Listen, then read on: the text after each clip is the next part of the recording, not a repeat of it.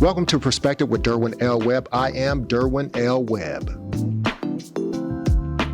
We are at the Fraser History Museum with a new guest that many people know, but many people will know more about after this interview today. I'd like to introduce Miss Cosmos United States, Miss Giavanna Combs. Miss Combs, congratulations and welcome to our show today. Thank you very much, and thank you for having me. Well, thank you for being here.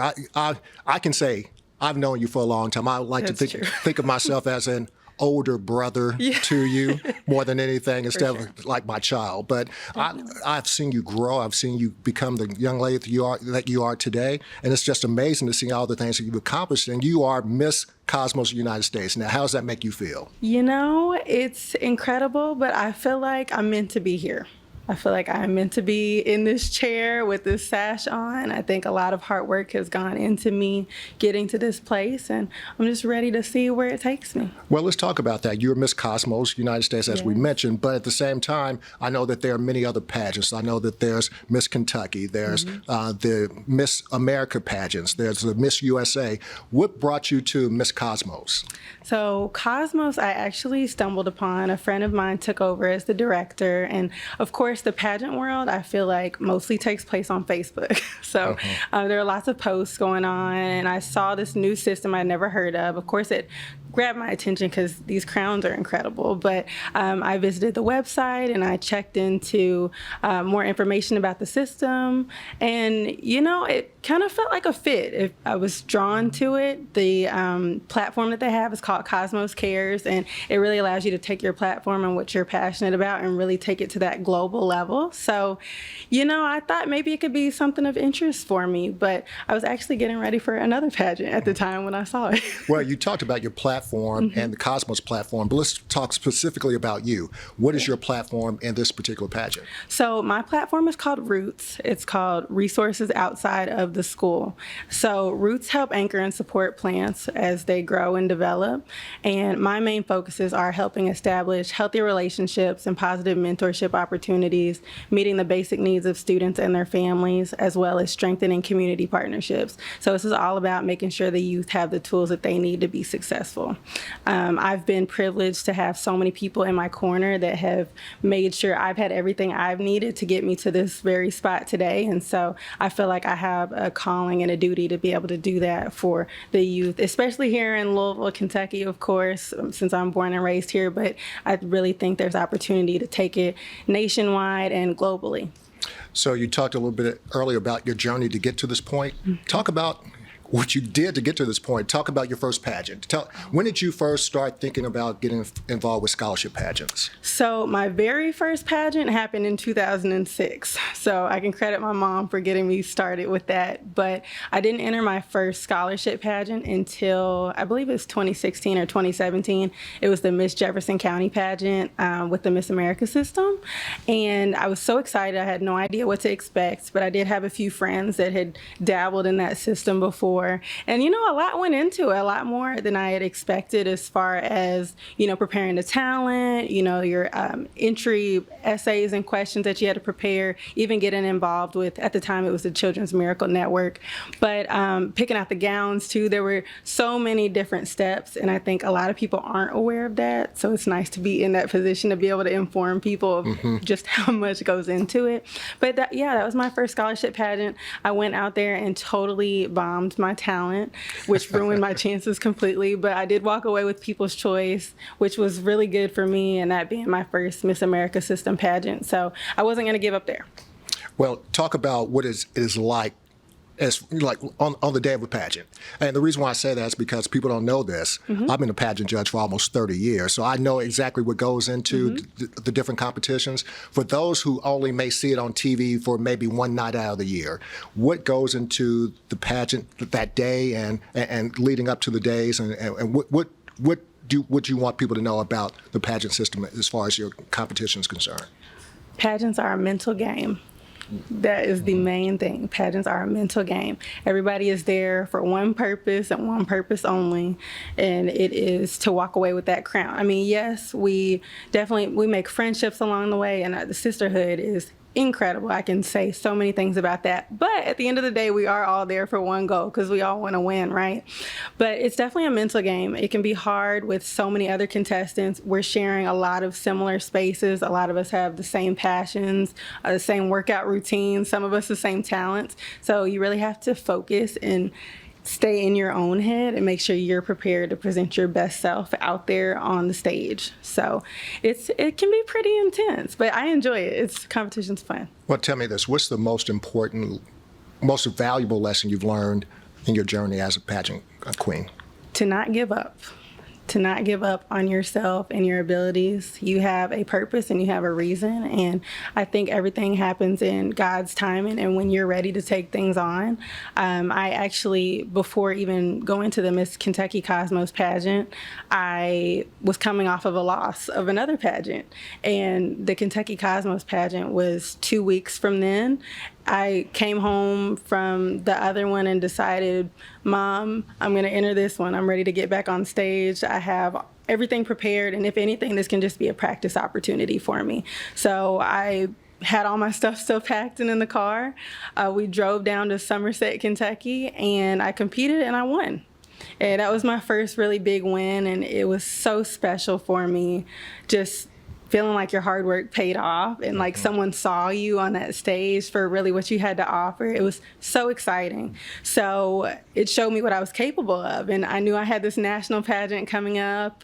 I knew what I needed to do to prepare myself. And it was important for me to not focus in on what other people were doing to prepare themselves for the pageant too, because it can be easy to get wrapped up in that social media world. But I stayed strong with what I had going for myself, and I knew what I wanted to go out there and do, and I did it. And I came home with the hardware. So I got one more pageant left in 2 weeks. Right. So I'm getting ready for that. Well, let me ask you this. I know that your mom is very important to you. I know she got you involved with this. But as far as the pageant world is concerned, do you have a role model, someone that you kind of look to as for guidance or inspiration?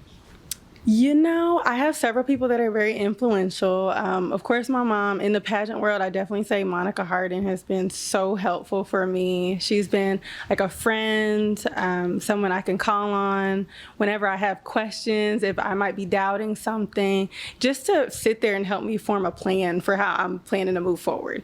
It's been super grateful to have her. And I mean, she's remarkable, and she's a legend here in Kentucky. Our forever Miss Kentucky. But yeah, she's been really impactful for me, and I'm so grateful to know her. So you got this big competition. Talk about the next 2 weeks. What's happening in the next 2 weeks so everyone knows? Yes, in the next 2 weeks, I am competing for Miss Cosmos International, and it will be held on a cruise ship to the Bahamas. Okay. I'm so excited about that, to represent the United States on the cruise ship stage, and also get a little vacation in too. I'm looking forward to getting some sun and hitting the beach too. Well, I'm going to go just ask a question. Okay. A lot of people have misconceptions of pageants and what they actually stand for. How do you handle the situations where people just think it's just a glorified beauty contest? What do you say to people like that? So I think if you really look at what each of the pageant girls are doing out in the community, you'll see that it's so much more than just a crown. It's a job. This is a responsibility to get out in the community to make a difference, to touch people's lives, to inspire them, to show them that there are so many possibilities as far as what they can achieve. I mean, pageants offer scholarship money. They offer so many things that some people could only dream of achieving. So I think if you really look inside and see all the work that people are putting into having the set, like seeing how we're dirtying them up, getting out there, going to different events, and even recruiting for our own systems. Like that's how we further, that's how we grow and things like that. So I would say, yes, the glitz and glam is super fun, but it really is a job. Well, talk about the job. Talk about the responsibilities that you have as a title holder right now. Absolutely. So one of the main things is building my platform. So getting out to as many schools as I can, talking to different community organizations, making those connections, because really a lot of organizations are doing similar work. So I feel like if we could really just band together, there's so many more lives that we could change and that we could impact. Also, I mean, even as far as meeting basic needs of kids and their families, making sure kids are able to focus while they're in the classroom. COVID was a really hard time, and a lot of our students are suffering. A lot of our school systems are suffering because they're short-staffed. So just making sure that they've got the things that they need mentally, physically, emotionally, even if it's just having food at home on the table to make sure they can come to class and be able to focus on what they have in front of them. So there are lots of tasks there as far as building platform, but as I said, recruitment is super important as well, because I know I've come in contact with people that haven't heard of the Cosmos system, for example. So word of mouth. People seeing the crown, seeing the sash out in the community, staying in people's faces, showing them all the great opportunities that they've given me, but even the great things that I might have already been doing that I'm able to bring the Cosmos sash into, or inviting my sister queens to come in town and, just do things together. So it's really a responsibility in that sense. Well, I was just about to ask you that. You talk about responsibility. How do you balance your personal commitments with your pageant commitments as well? How do you keep a balance of those things? So it's hard. I will not lie to you. It is hard. I am a full-time graduate student. I'm also full-time employee. At what university? At University of Louisville. Okay. Yes, proud Cardinal, go Cards. Yes, I work at the University of Louisville as well on the health science campus. And then I'm also a pageant title holder, and I have another pageant that I'm getting ready for. So I live by my calendar. I have 3 or 4 of them. I have a big one laid out on my table so I can see everything. I've got the ones on my phone, on my laptop. It can be kind of crazy to manage, but luckily a lot of things in my life right now are aligned, and I feel like they are all connected. So I've been able to incorporate things that I'm doing maybe for school and for my pageant, bring my sash along, say my internship, working with kids at school, bring that in. So I'm able to tie things in together, which has been really nice. Or different events that I would normally be going to are an opportunity for me to bring my crown and sash to and spark conversation. How do you encourage kids that look up to you? Well, I just show them that you can truly do anything that you've set your mind to. I can't even believe sometimes how far I've come personally. I've achieved some of my wildest dreams already, and I'm only 24. So, just not giving up on yourself, recognizing your strengths, I think is so important, or recognizing your passions and your talents, and just honing those, building them up, just taking whatever you love and making sure that you stick with it and you do not give up on yourself, I think is the most important thing. And just building confidence too. If you can walk into a room with your head held high like you own the place, that's half the battle right there. So just instilling that in young people, I think, is super important. Okay, I'm going to ask you a tough question here. Okay. Because I know how it feels to walk into the room when it's just you. So talk about the issue or the responsibility of being one of few people that look like us in the pageant system. It can be hard, but I think if you can feel within yourself that you belong in that space, I think that's really important. We've come a long way as far as inclusivity, I think. We're seeing changes every day. Even with age restrictions or different body types and things like that. But if you can truly find it within yourself to feel that you do belong there, it's really important. I think who you surround yourself with is really important. So finding that pageant system that isn't catty, because of course there's going to be catty people anywhere that you go, but finding somewhere where you truly feel it is a perfect fit for you, and you've got like-minded individuals in that space too that are going to help lift you up and build you up as well. It's super important. And we've got like Miss Black Kentucky, Miss Black USA, Ariel. It's incredible. And that's a system that was made for us to achieve and have those spaces too. So I think, even if you do end up having to create something that is just for us to lift ourselves up, do that. And we're going to support each other. But at the end of the day, all of the pageant systems, we're all trying to make a difference in this world and have an impact. So banding together and making a collective statement that we do belong is really important. Great answer. So I'm going to ask you a question like you are in the competition, like I'm your judge. Okay. So what do you feel is the most important issue of people in your generation right now? I think one of the main issues for my generation is trying to figure out how to word it. society standards that they've placed on us, I think it can be really hard because people say that you have to do certain things by a certain age or by a different time frame, and they try to kind of hold us to this specific timeline. But I think understanding that we can all do things in our own time and understanding when things are best for you is really important. Social media has had a huge impact on that. I think sometimes it can show like an unrealistic expectation of what we should all be doing at a certain time. And that can be really detrimental for your mental health, your emotional health too. And so just because you're not a lawyer that's like 3 or 4 years in, making 6 figures at the age of 23, like some 23-year-olds are doing right now, that's okay. So I think that being able to take social media and really try as best we can to make it a positive space all around would be really beneficial for us. But it can be really hard to get wrapped up in the negatives there. I'm going to make you old, okay? Okay. 10 years from now. Okay. You're 34. Okay.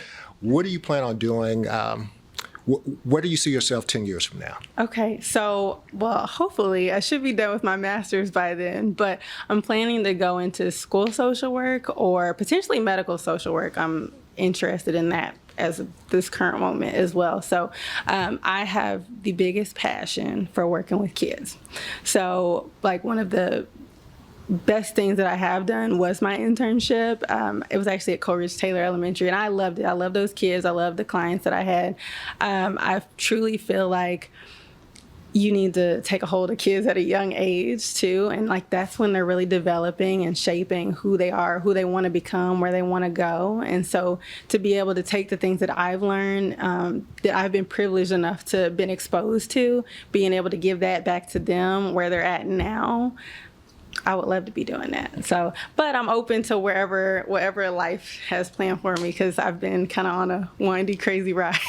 Well, let me ask you this question. Okay. I speak to a lot of different athletes, both former and current athletes, and they always talk about their careers and what they plan on doing. But as they get older, they talk about when they know it's time to walk away. As in pageants, do you ever walk away, or do you say to yourself, I want to stop doing this by this age? Do you ever think about what you're going to do after that's over? I haven't. I was going to say, I know those are two questions, but but go ahead. No, it's okay. I haven't thought about when I would stop pageants necessarily. I think that's one thing that I love about pageants, actually, is that you can do it at any age, which is really exciting. I know Miss Universe just opened up their age restrictions, but I appreciate that they do create spaces for women of any age to come show their beauty, both inner and out, to be on that stage, to advocate for different causes, to advocate for themselves. I mean, I think it's an incredible opportunity that should not be limited to certain ages. So, I think as long as I continue to enjoy it and enjoy the spaces that I'm in with pageantry, I think I keep doing it for a while. Okay, I'm going to make a prophetic statement here. Okay. What do you plan to do after you win in 2 weeks? Ooh. Okay, so after I win in 2 weeks, I plan to truly go international, going global. I got my first trip international already planned to Spain. We're going anyways, but we'll make it a Cosmos trip. And I have a passport too, by the way, but go ahead. Come on with us. Yeah, come with us. So I definitely plan to go global. I really want to get to different countries. It's about extending the reach of the Cosmos Crown and Sash, showing people that we are here. This is an incredible system. We're making a difference. Cosmos actually cares. Like we say, Cosmos cares.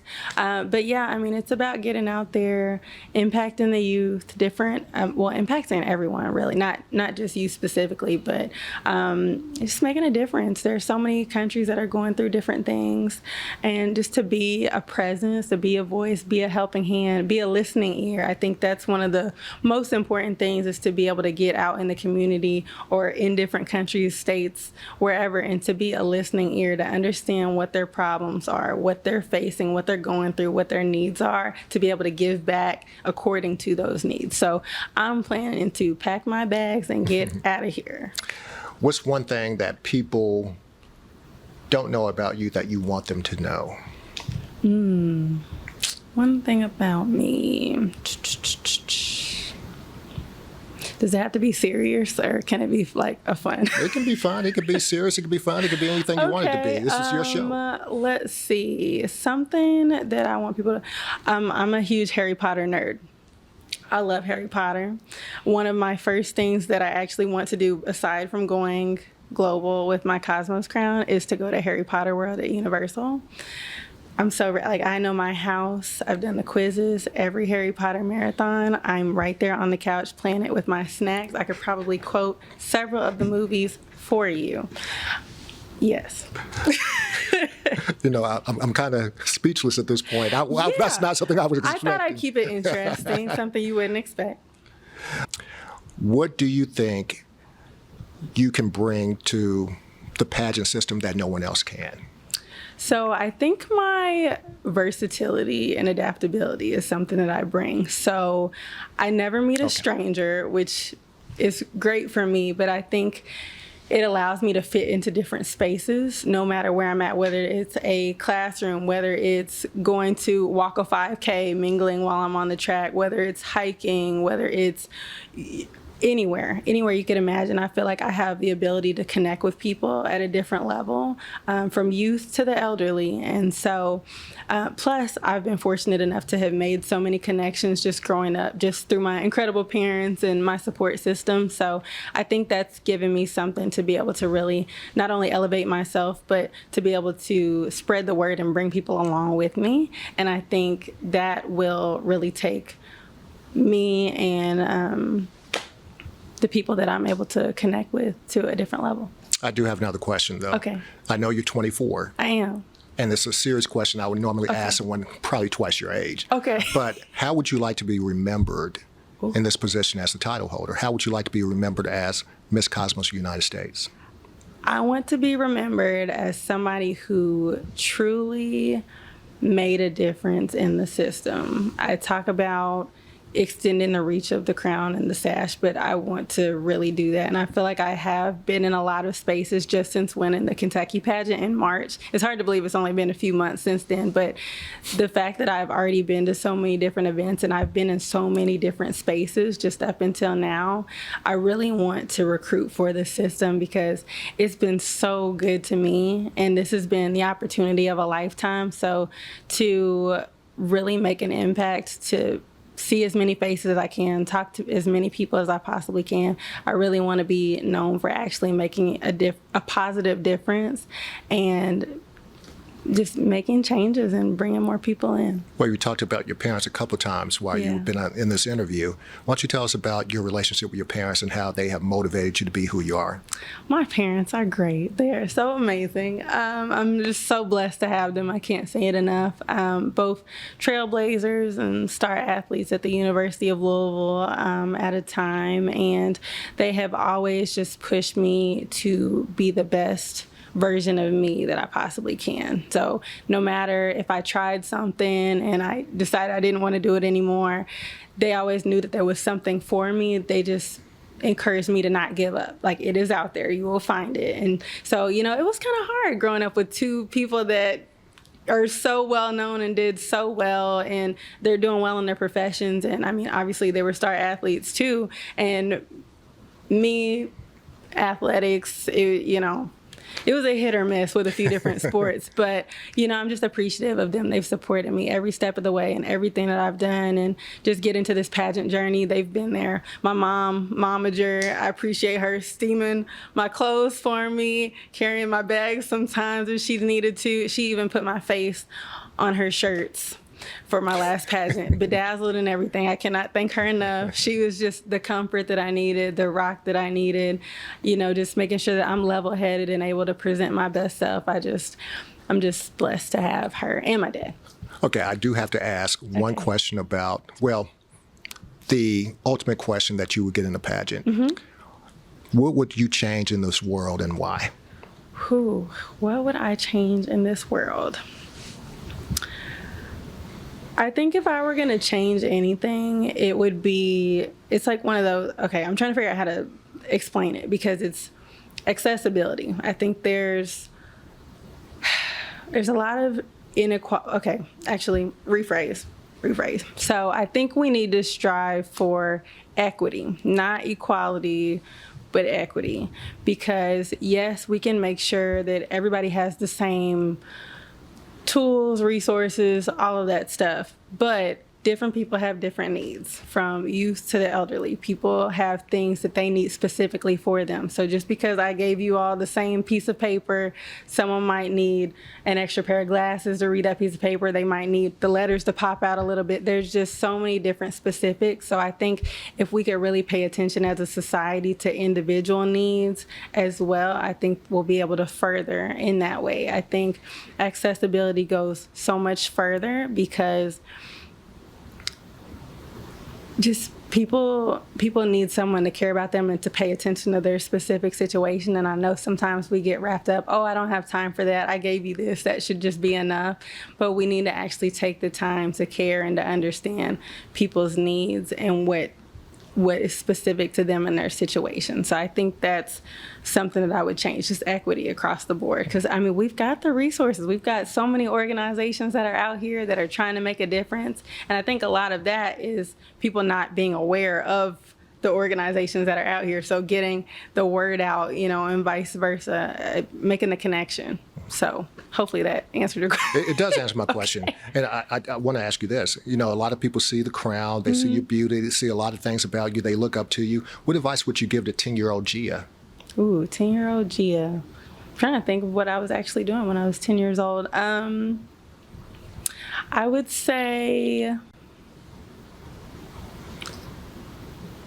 I'd probably say, like, your time is coming. You're not, you may not at the time think that you're where you need to be, but everything happens for a reason. So all of the things that you've been through up until that point, bigger things lie ahead for you. So, you know, I went through all the different sports. I won't lie, I did struggle a little bit with school back then. I mean, I was 10. You know, my focus might not have been on academics at that point, you know, for the most part. But, you know, big things are coming for you. Just keep working hard, stay focused, and it's all going to pay off. Even though I'm only 24 and I still have a lot of life left to live and a lot of big things I plan on doing. But I think that would be the most important thing. Okay, you seem to be very focused. I try to be. You know exactly what you want to do. You have a plan to get those things done. How do you let your hair down? What do you do to relax? Oh, I do a lot of things to relax. So I love hot yoga and I love spin class. Those are my two main things. Aside from that, I'm sort of a shopaholic. I love shopping. I've transitioned a little bit to online, but I'm a big boutique shopper. And so I actually, Sapphire Boutique in Jeffersonville, I bought my high school graduation dress from there. And then when I interviewed to become a Derby princess the second time, I got my dress from there too. And so it just so happened, I think this might have been after I graduated college, but someone reached out to me on their social media and was like, hey, would you like to come model for us? And I was like, yeah, absolutely. And so we like developed this relationship. So I get to go play dress up every now and then. And so that's some way for me to kind of let my hair down and just have some fun, take some pictures. And I'm doing that at House of K Boutique in New Albany too. So it's super fun, just getting the gowns on and throwing on some makeup and just having a blast. Are you involved in any social organizations? Oof. I'm trying to think, actually. I mean, my sorority, if that counts as a social organization, I'm an AKA. I'm in the 8 Omega chapter. Incredible chapter. So many hardworking women. They all inspire me to be the best that I can be. Ever since I was Little Miss AKA, or I wasn't actually, I participated in Little Miss AKA back in 2006, I think. But that's the only... I think that's the only forgive me if it's not, but I'm like blanking on social organizations right now. Let me ask you this question. Okay. People that want to get in contact with you, support you, yeah. How do they get in contact with you to support you on your journey? Yes. So my Facebook is Miss Cosmos United States. My Instagram is Miss Cosmos United States as well. And then my personal is Gia Combs on Facebook, just GIACOMBS, and then Giavanna, GIAVANNA .Combs on Instagram. And I appreciate any support. I'm just happy to have so many people following along with my journey. There's so much more to come. This is only the beginning. For those that can't go to the Bahamas, how do they follow you for that? Well, you can follow my my personal and my pageant pages for sure. It should be streams, but do not quote me on that.